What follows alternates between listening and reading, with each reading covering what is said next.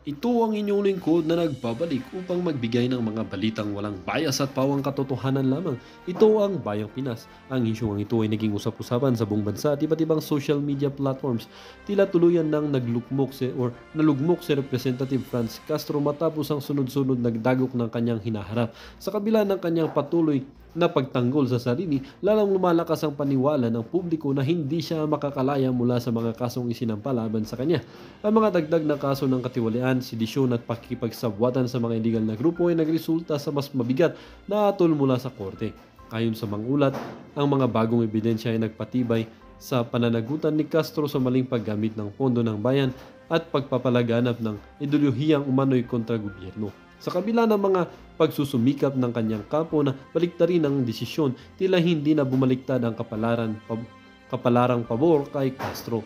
Sinabi ng mga eksperto sa batas na ang dami ng mga kasong kinakaharap niya, kasama ang bigat ng mga ebidensya at nagpapakita na wala siyang puwang para sa kalayaan. Samantala, ang mga taga-suporta naman ni Castro ay nananatiling matatag, nananawagan ng ustisya at patas na paglilitis. Subalit para sa karamihan ng publiko, ang sitwasyon ni Castro ay tunuring na halimbawa ng epekto ng pananagutan sa mga tiwaling opisyal. Habang patuloy ang mga legal na proseso, malinaw na ang kanyang kina, kinabukasan ay puno ng kawalang katiyakan. Ang tanong ng marami, magiging tuluyan bang simbolo si Franz Castro ng kabiguan ng katiwalian o magpapakita ba siya ng himala upang baliktarin ang kanyang kapalaran? Well, para nga sa kabuang detalye, panoorin na lamang natin ang buong video. At salamat na rin sa ating mga solid viewers sa walang sawang pagsuporta. At kung bago ka pa lamang sa ating channel ay syempre huwag kakalimutan mag-subscribe, pindutin ang notification bell at piliin na rin ang all upang lagi kang maging updated sa mga balitang bago, totoo at walang bias. Dito sa channel ng Bayan, ang Bayang Pinas. Huwag din pong kakalimutang mag-iwan ng like at i-share ang ating mga videos. Muli po mga kaibigan, maraming salamat po and God bless.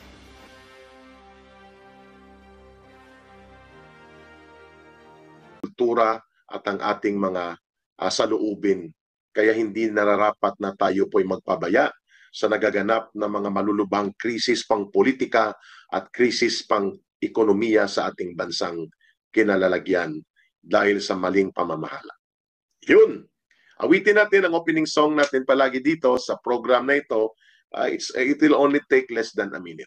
Okay? Samahan niyo po ako and it will be our inspiration why we have Ka Eric Celis YouTube channel.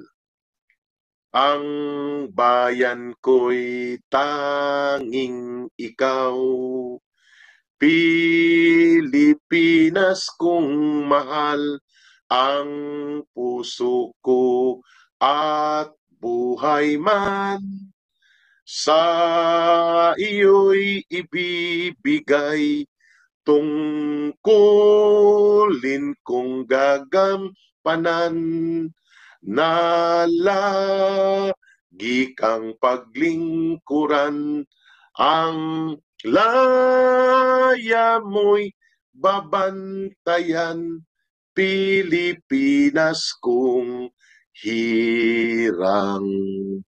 Mabuhay ang sambayanang Pilipino, mabuhay kayong mga kababayan kong nagmamahal sa nag-iisang bansa natin, ang bansang Pilipinas. Maraming salamat. Let's start the discussion now. We have more than 239 live views. More to come dahil ini-invite nyo sila at ini-inform na live na po ang Ka Eric Celis YouTube channel. Una po, dudugtungan ko kahapon ang hindi natapos na talakayan natin.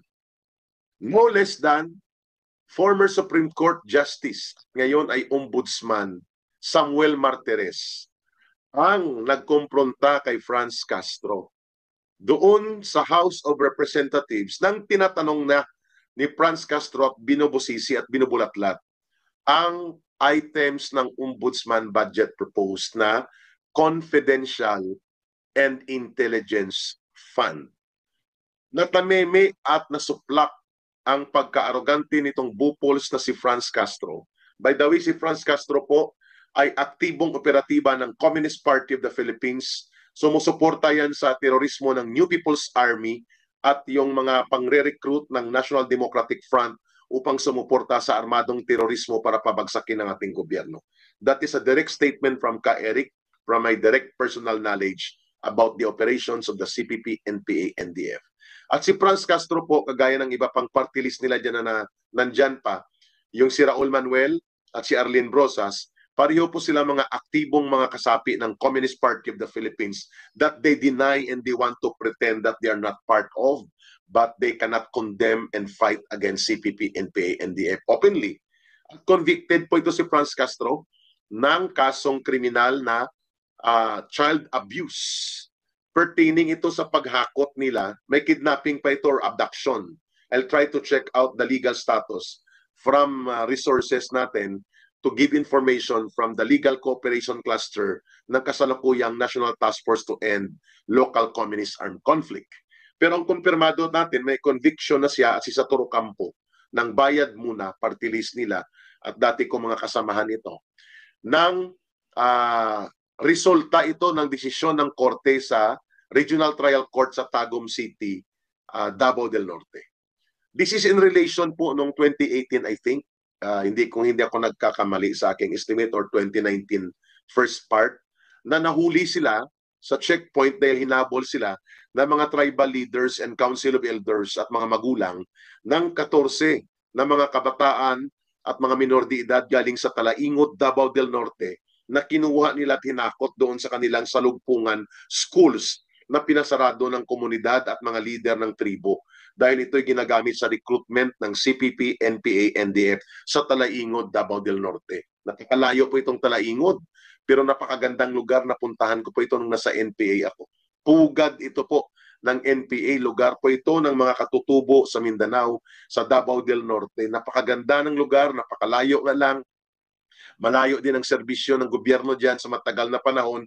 Ang nakikita nilang muka ng gobyerno dyan ay ang Philippine Army kapag pumupunta for security operations para i-secure ang mga lugar. Napakalaki po ng pugad ng NPA sa lugar na ito. This was before a strong NPA mass-based area. Kagaya sa Negros, sa Samar, sa mga area ng Agusan, Surigao, and even doon sa area ng Panay kung saan ako nanggaling, sa mga area ng Tapas at mga area ng Kalinog, Iloilo at Tapas Capiz at mga Tubungan, Igbaras, no? So ito pong lugar na ito, hinakot nila yung kanilang mga pinasarado doon ng yung school nila na pinupunduhan ng foreign funding, no? Thank you sa pakulay, Maria Provincia. Appreciated ko po. Nang hinakot nila mga bata dahil pinasarado ng mga tribo ang kanilang recruitment school na yon at nag-cooperate na ang mga tribo at ilang mga nagbaliktad na mga CPP, NPA, NDF, mass support organizations nila sa gobyerno sa programa ng National Task Force to End Local Communist Armed Conflict, come to the rescue si Franz Castro. At that time, I think she is already, I think, tama, she is already an active member of Congress. So ginamit yung tsapa niya yun bilang kongresista ng party list ng Communist Party na Alliance of Communist Terrorist Teachers, no? Or ACT Teachers. At kasama si Satoru Campo, who is a known leftist communist personality sa Pilipinas. Nang pumunta po sila doon sa Talaingot, hindi sila nagpaalam sa mga magulang. Hindi din sila nag-courtesy call sa Tribal Council of Elders ng mga katutubong tribo sa Talaingot. Then patago nila na itinakas ang mga bata.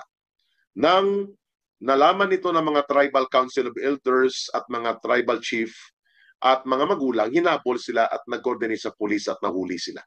To make the story short, na-convict dyan si Franz Castro. It's a criminal offense. Ang na-convict pa lang sa kanyang, sigurado ako, child abuse. Ang abduction or kidnapping, hindi ko pa po makumpirma until I can be given the appropriate information mula po sa ating sources from the National Task Force, LCAC, or Ending Local Communist Armed Conflicts Legal Cooperation Cluster. So criminal na po siya at si Satoru Campo. So maraming nagtatanong bakit hindi siya nakulong. Yun ang malaking question mark. Bakit hindi siya nakulong? Bakit hindi sila nakulong? Sapagkat daw nag-appeal sila. So most likely ang appeal nila is submitted sa Court of Appeals. Pero hindi ko maintindihan kasi kung under appeal ang case, bakit hindi sila ni-remit sa kulungan? Yun ang tatanungin natin. No? Kung alam ko na magpa-guest dito, kasi StreamYard na po ang gamit ko, I can request ng abogado na pwedeng mag-guest dito or a representative from some of my colleagues before, like Attorney Marlon Busantog, ang aming #1 nominee sa Ipanaw Sambayanan Party List, to explain the legal nitty-gritty of this. Hindi pa ako abogado. I don't want to pretend that I am a lawyer, although I have basic knowledge about the operations of the law.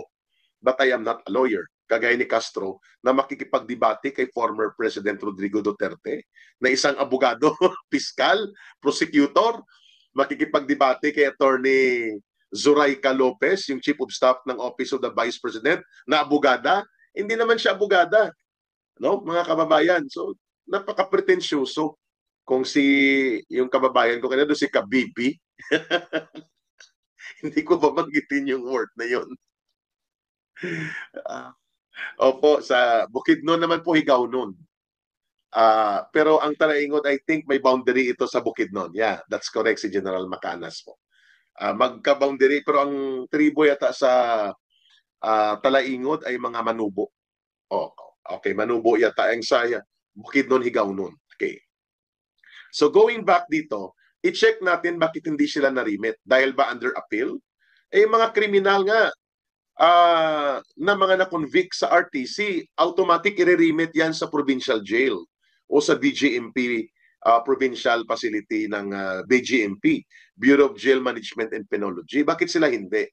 That's another question. Number 2, na dapat masagot ni Martin Romualdez, bakit pinayagan ni Martin Romualdez bilang Speaker of the House ni Tambaluslos na may maupo na kriminal na kagaya ni Franz Castro na convicted, isamantalang si Arnie Tevez, bagamat suspect siya, si Congressman Arnie Tevez ng Negros Oriental na tumakas na rin sa bansa, bagamat suspect siya doon sa Pamplona Massacre na ikinasawi nila Governor Ruel Digamo, who was a good friend of mine personally, na tinulungan din po namin yan ng mga dating kadre para wag mamatay noong panahon na aktibo ako sa NTFL Cup dahil lumalaban din po yan sa CPP, NPA, NDF si Governor Digamo.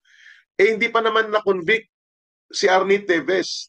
Hindi pa nga na-arraign o hindi pa nabasahan ng kanyang habla o ng complaints na isinabmit sa korte o na i-file sa korte. Hindi pa nga siya na-custody ng gobyerno.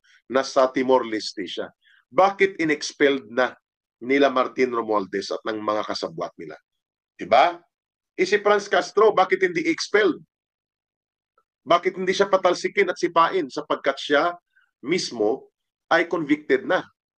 At pangalawa, or pangatlong punto, bakit hindi man lamang sa minimum inobliga ni Martin Tambaluslos Romualdez si Franz Castro na mag-leave of absence at maglagay ng kapalit na ACT teachers, Communist Party representative sa loob ng Kongreso in behalf of ACT party list ng Communist Party of the Philippines. Leave of absence.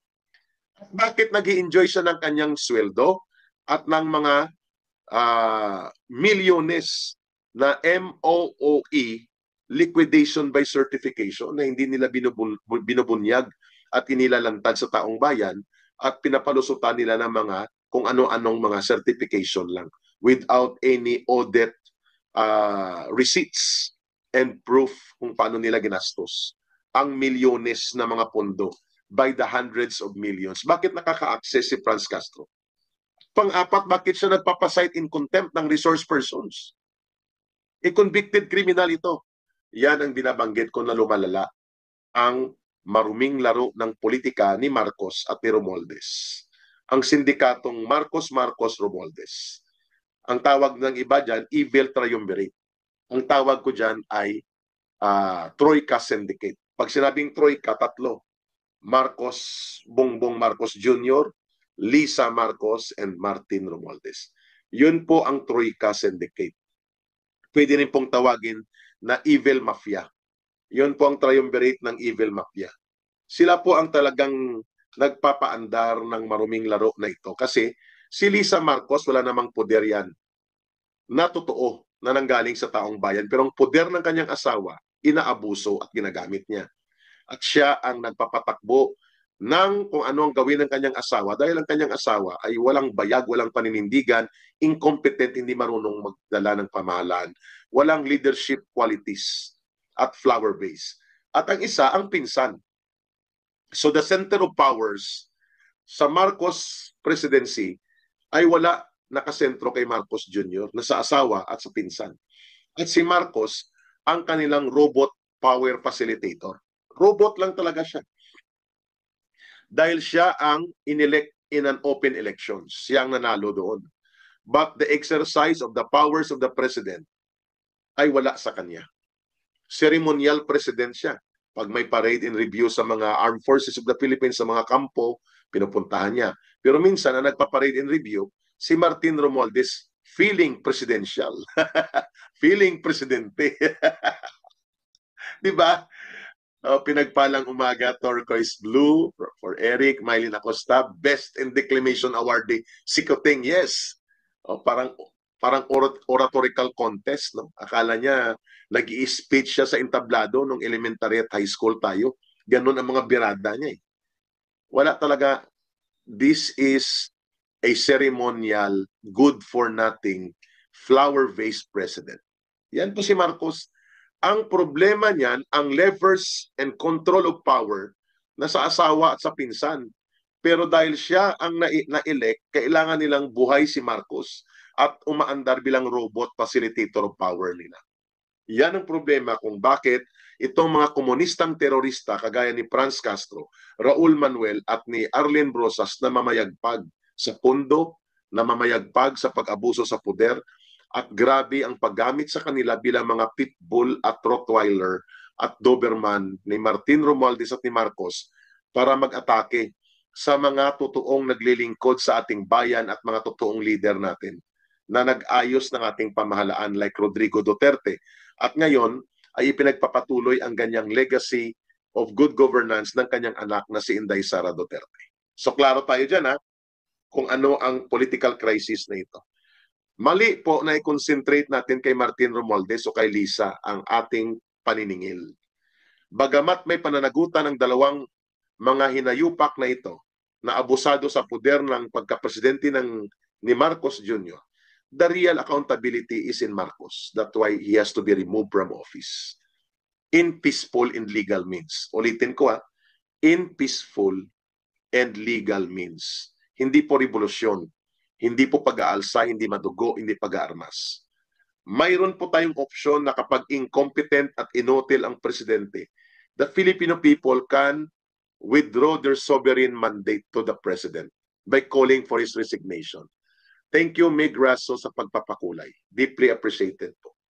Hindi po mali na manawagan ang taong bayan ng resignation ni Marcos to step down from office, sapagkat ang kanyang kapangyarihan ay hiniram lamang niya. Thank you, Meg Raso again. Hiniram niya lang sa taong bayan. Delegated sovereign power from the people yan. Even ito mga tuwadkom at abusado at Diyos-Diyosan at hari-arian ng mga congressman, sila po ay umihiram ng kapangyarihan sa mamamayan.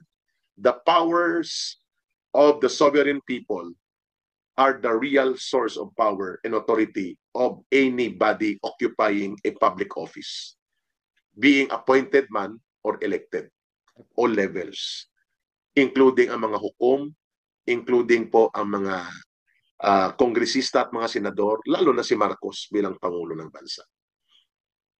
Mali po ang pagtingin ko na ang focus ng atake natin personal kay Marcos, sa kay Martin, sa kay Lisa. Let's bring the accountability to the president.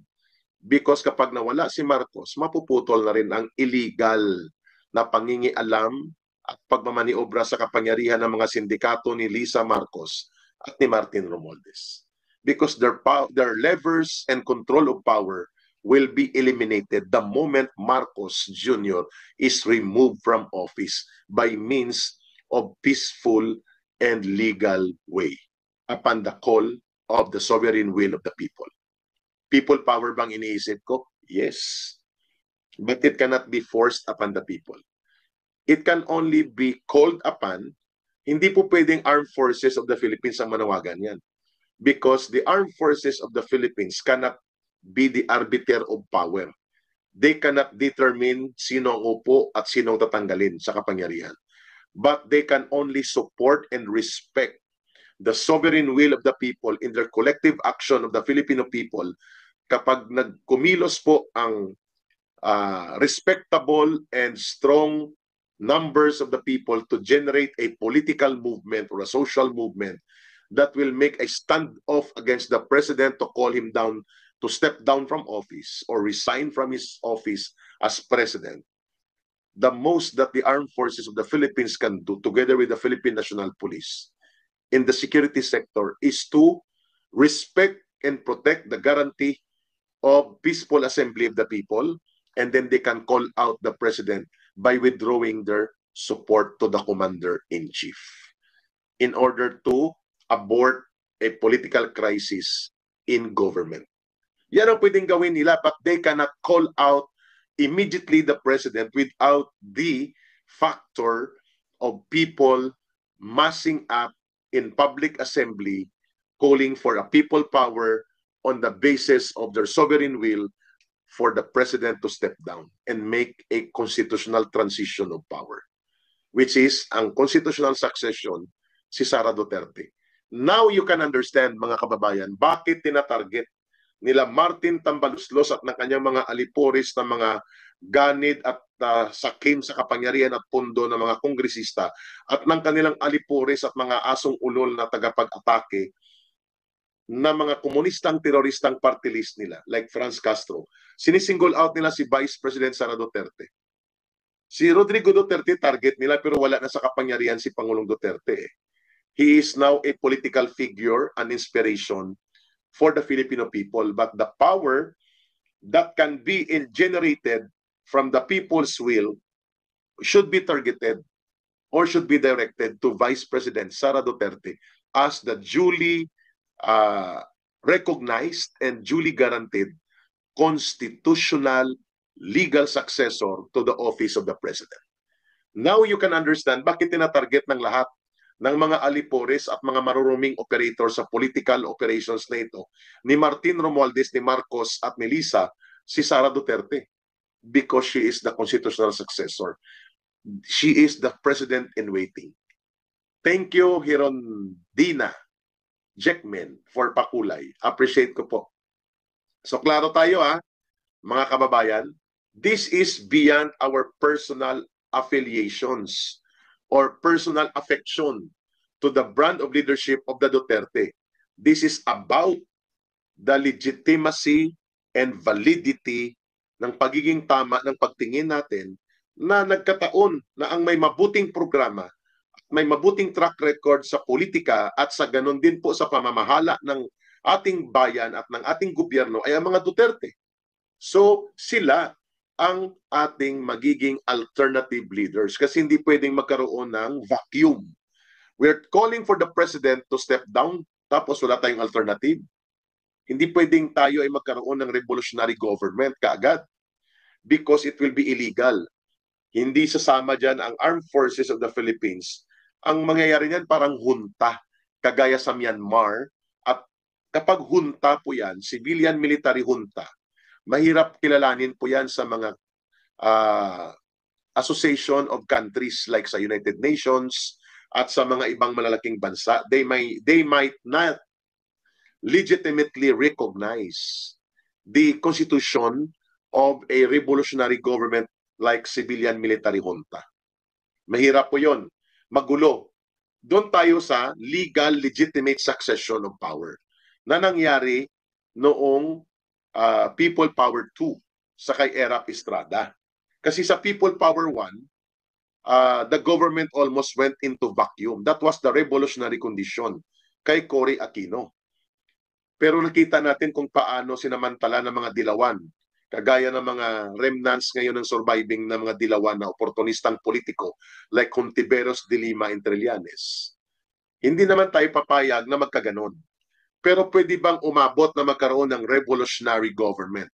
Kapag naupo si Sara Duterte, pwede pong mangyari yan na magkaroon ng change of government system at habang ang pagtingin at pag-unawa ng taong bayan ay pwede pa, babaguhin natin ang sistema ng pamamahala na hindi makapasok sa Kongreso dapat ang mga kagaya ng mga komunistang teroristang sila Franz Castro, Raul Manuel at Arlene Brosas at itong mga walang utang na loob sa mamamayan at abusado sa poder at kapangyarihan at pondo like si Boy Tapang-Tapangan, Boy Contempt, NPA Calderong NPA si Paduano, si Pimentel, si Suarez, si Kimbo, si Saldico, si Martin Romualdez, pati itong si Pastor Colocoy Benny Abante at si Ako. Dapat ang mga ganyan hindi yan pumasok sa Kongreso.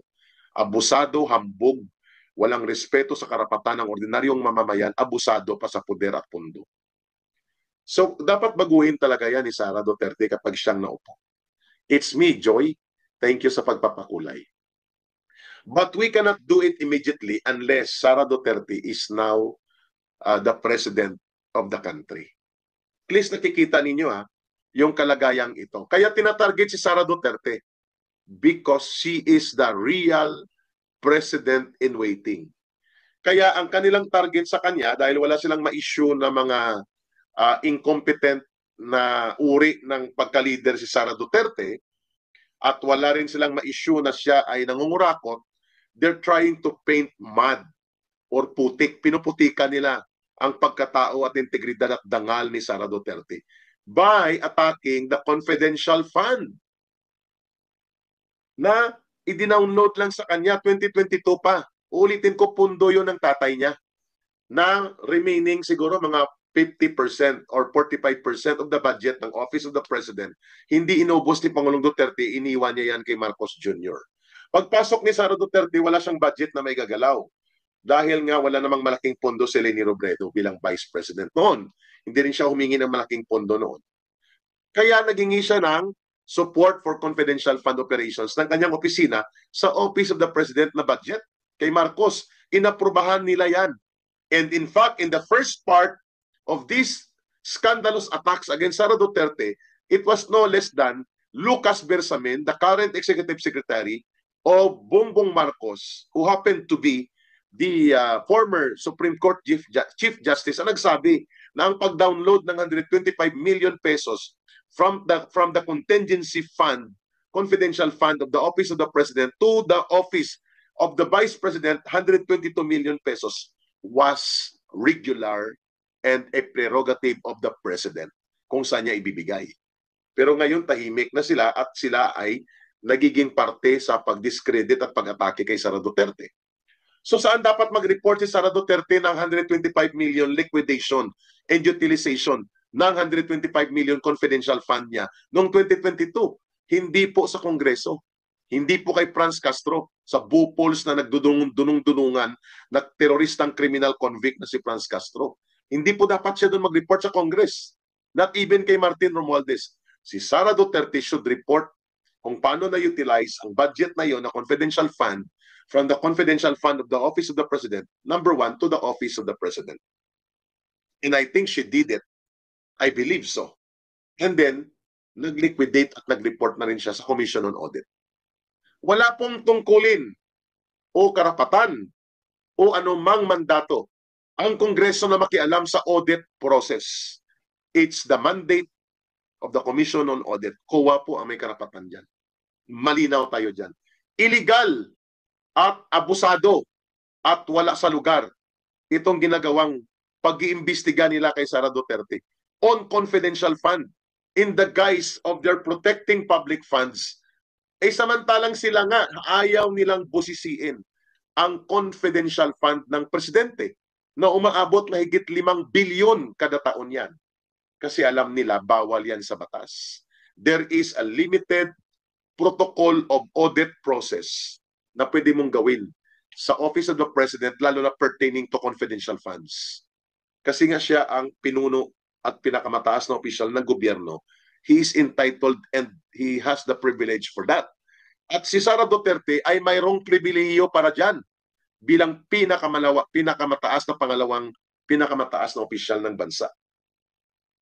So klaro tayo hindi obligado mag-report o mag-explain si Sara Duterte sa Congress because she did all the report to the Office of the President in 2022 and also to the Commission on Audit.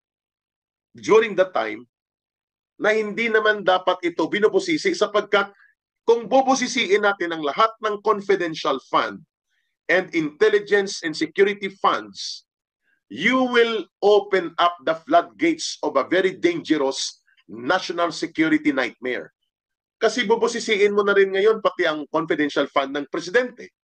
Bubusisiin mo na rin pati ang confidential fund and security intelligence fund ng National Intelligence Coordinating Agency, NICA, ng ating Intelligence Service of the Armed Forces of the Philippines, at ng iba't ibang mga intelligence sectors and security-related agencies. What will prevent the CPP, NPA, NDF na pakialaman ang mga assets at informante ng gobyerno na tumutulong sa pagbibigay ng impormasyon at tumutulong sa mga operations kagaya namin nung panahon ni former President Rodrigo Duterte upang labanan ang mga terorista, kriminal, mga sindikato, at mga komunistang terorista kagaya nila Franz Castro na nag-i-infiltrate sa gobyerno, nagre-recruit ng kabataan, nag-i-infiltrate at nagre-recruit sa iba't ibang sektor at pumupundo at nagbibigay suporta sa New People's Army para magsagawa ng panununog, pangbubomba, pang-ambush sa ating mga pulis, mga sundalo at sa ating mga industriya na kanilang sinisira pati mga negosyo at investments. Who will prevent dito sa CPP, NPA, and bubo din ito si Martin Romualdez. Pinapayagan niyang gawin ito ng mga komunistang teroristang grupo in the guise of oversight function of Congress na kanyang bubuksan into the floodgates of a dangerous political and national security nightmare ang ating bansa. Sapagkat ang layunin ng CPP, NPA, NDF ay i-identify sino-sino mga informante na